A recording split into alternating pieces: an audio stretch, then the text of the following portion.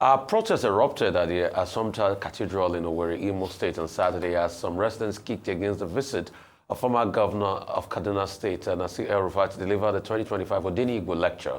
The former governor had on Friday met with some political, traditional, and religious leaders in the state where he discussed governance and the country's economic development. El-Rufai also urged indigents to register to vote in the upcoming elections. Because the governance of our country today is democratic. We elect our leaders. We don't select them. We don't appoint them. So voting is important. Registering to vote is a civic duty. It's not a political imperative. It is a civic duty which, as a citizen, you must take advantage of. Looking at the numbers of the continuous voter registration in Nigeria in the last 2 weeks, the Southeast, including Imo State, of course, are lagging behind the rest of Nigeria. I want to appeal to you, our mothers, our sisters, our daughters that are in this room, to please take this up and get our children that are 16 years and above, who will be 18 years in 2 years and ready to vote, to please go out and register to vote. It is very, very important.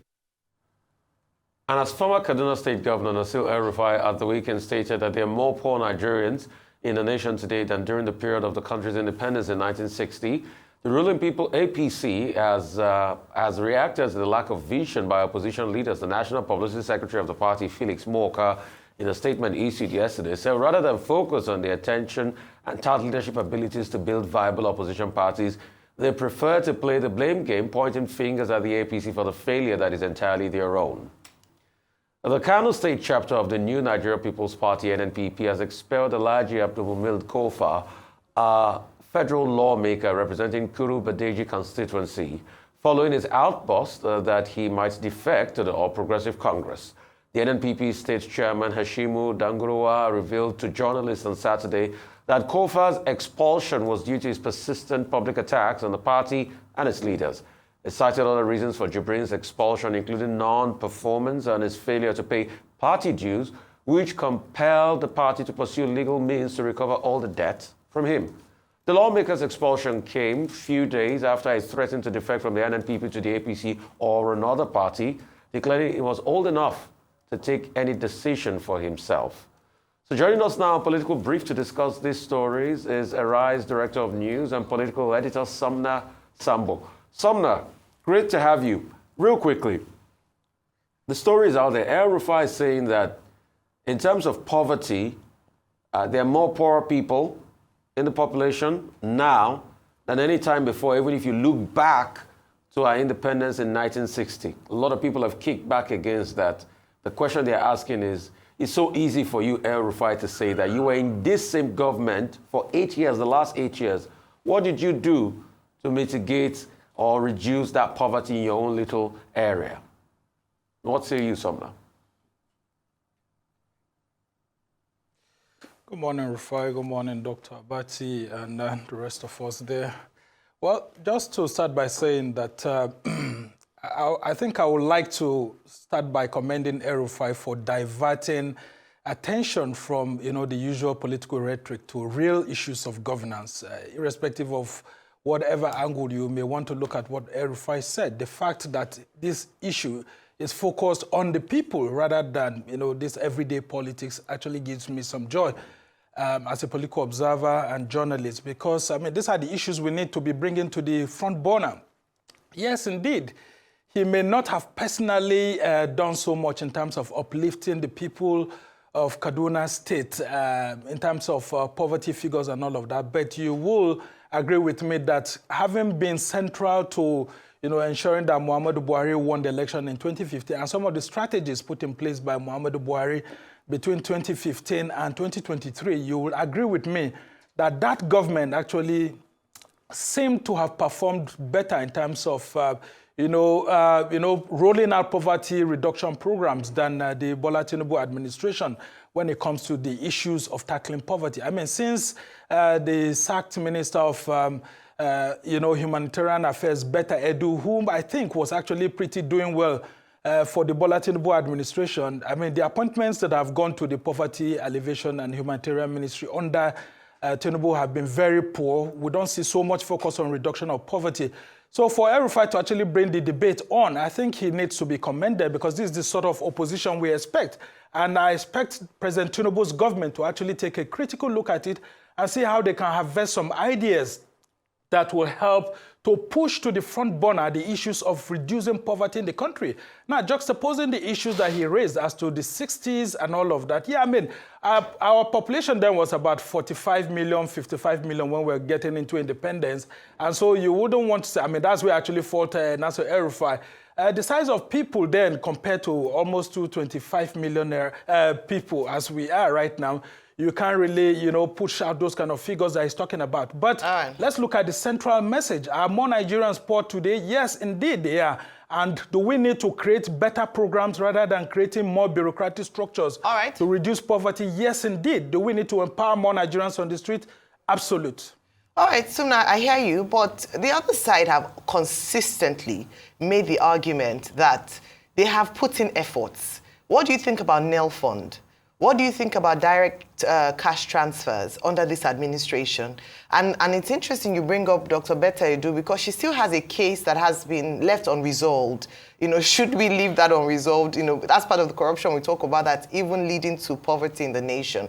But going back to that, now the current Minister for Humanitarian Affairs has now become the chairman of the APC. Does this mean that this administration isn't very serious about the people that they put to head that particular ministry? But first of all, I'd like you to speak to some of the arguments they consistently make, that they have done a lot when it comes to poverty alleviation, and that they inherited a bad government from the Buhari administration, which El-Rufai was part of the APC at this time, and he didn't have this much to say at the point. Why is he now speaking now?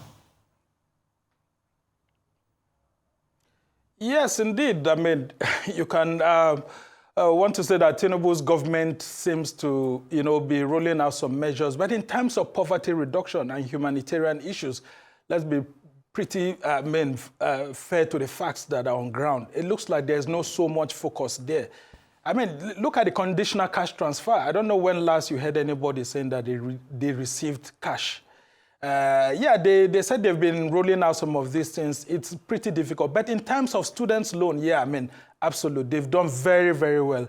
And then, of course, you see some of the programs that they've brought in place for people to be able to take up loans, to buy household things and all of that. Yes, I mean, those programs are still in the works. And, of course, you can't really judge the Tinubu administration fully because they are just 2 years into the government. But what we are saying is that the steps actually, I mean, there's more emphasis on bureaucracy than in terms of the actual delivery. And that's why I think they really need to, take a look at the national social infrastructure that we have in place for reducing poverty. A lot of people just keep complaining. I mean, the other day you could hear someone saying that for 28,000 naira, they couldn't actually help out a family member and the family member dies. And so you hear those kind of stories and then you wonder, the template that was set between the Obasanjo administration, the Jonathan administration, and the Buhari administration, what happened to it? Like, for example, when fuel price was increased under Obasanjo, we could see that there were programs that were put in place. And under Jonathan too, you could see Shopee being put in place. And then, of course, under Buhari too, the social investment programs. Now, the fuel price was totally removed, subsidy totally removed. What do you have in place? What we just keep hearing is that governors are getting more monies, local governments are getting more monies. But are those monies trickling down?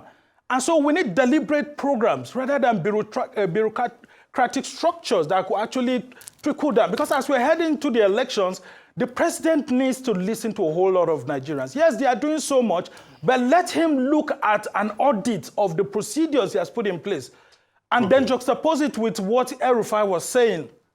In as much as I don't agree with some of the things that El-Rufai said, because they may be politically driven, but I can tell you that for these issues of poverty reduction, more Nigerians have actually become poorer, not just under Tinubu, but under the APC-led federal government from 2015. Okay, and all of these people need to share the blame. Sumner, to save time.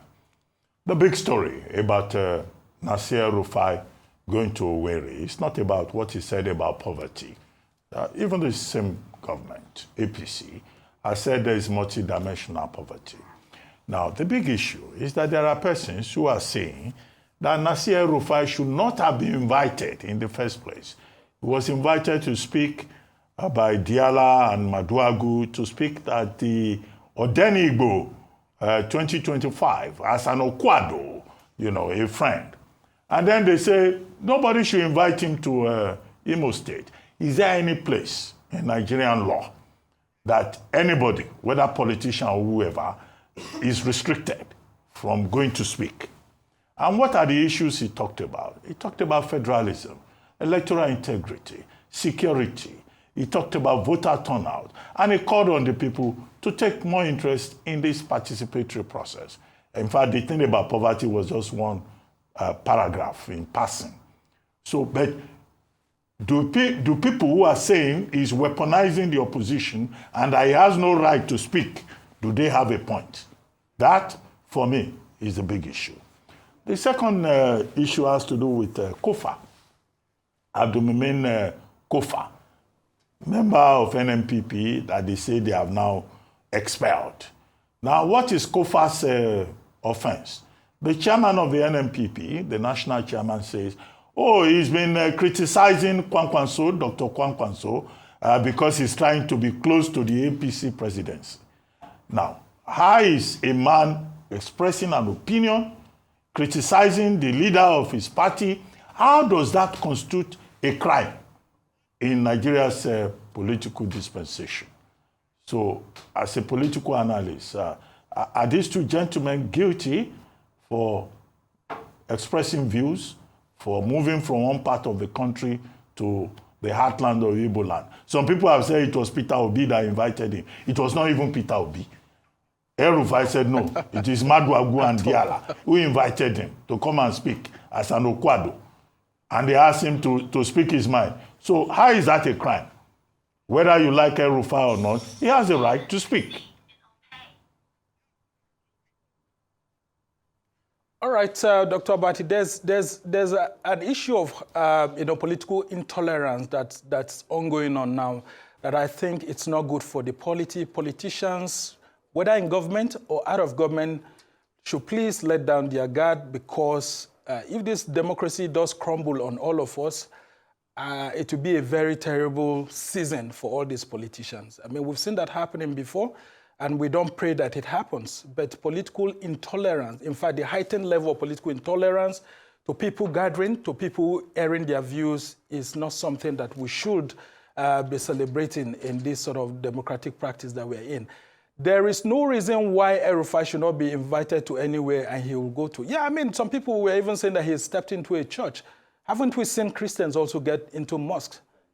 There's nothing that actually prevents a politician from going anywhere. You can be invited by anyone, especially when you're a national politician. So I think that's a high level of intolerance, and it should not be accepted, especially for some of those thugs that went into a church trying to desecrate that church just because someone came into there. I mean, isn't this the handshake across the Niger that we've always talked about in our polity?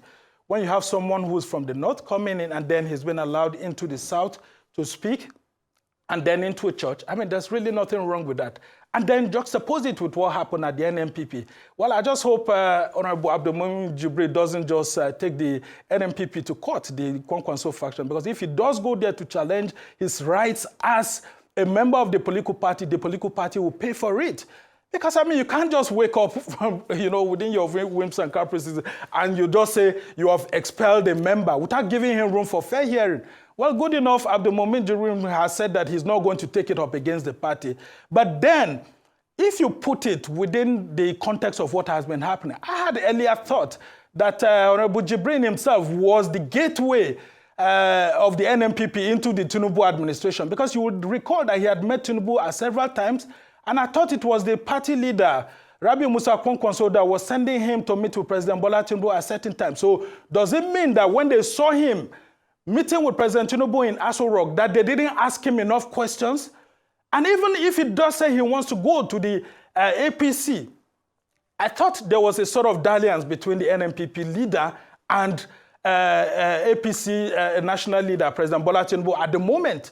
Because you would have seen that there's some sort of cozy relationship between Kwankwaso and President Tinubu, and that's why Kwankwaso is not criticizing the Tinubu-led administration. And people are even saying that he may want to join the APC. So what's wrong with Abdul-Mumin going ahead of him before he does join the APC, if he wants to? And you look at the NNPP today, the NNPP is divided.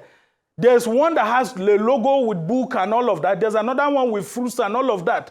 Now, with that, is that not a clear reason why Honorable Abdul-Mumin Jibrin should move? And if he's going to the APC, APC is the governing party, and many people are defecting to the APC. What's wrong with doing that? But Honorable Jibrin himself should have been very cautious in his choice of words during that interview he granted with a foreign broadcaster where, he said a whole lot of things. And of course, I understand that the national leader of the NNPP, Rabiu Musa Kwankwaso, actually felt very bad. And of course, they had to take it through the Kano State chapter of the party. But as we go into 2027, political intolerance should be reduced. Look at what happened in Kaduna State with the ADC also having their leaders and all of that being attacked. That should not happen. And APC too will be, going to different states that are opposition states. Do we expect this to happen to them? Please and please. That's why I said let's focus very much. I will keep preaching for us to focus on the new INEC chairman that is going to be coming up in November.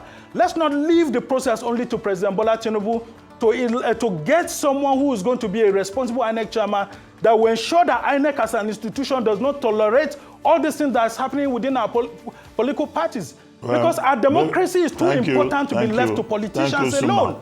Thank you. Maybe we should be looking at recommending a journalist to be the next INEC chairman so that we can have a balanced, fair, factual, and balanced process in the electoral process. But thank you for the point about political tolerance. I think everybody should just, wear their heart.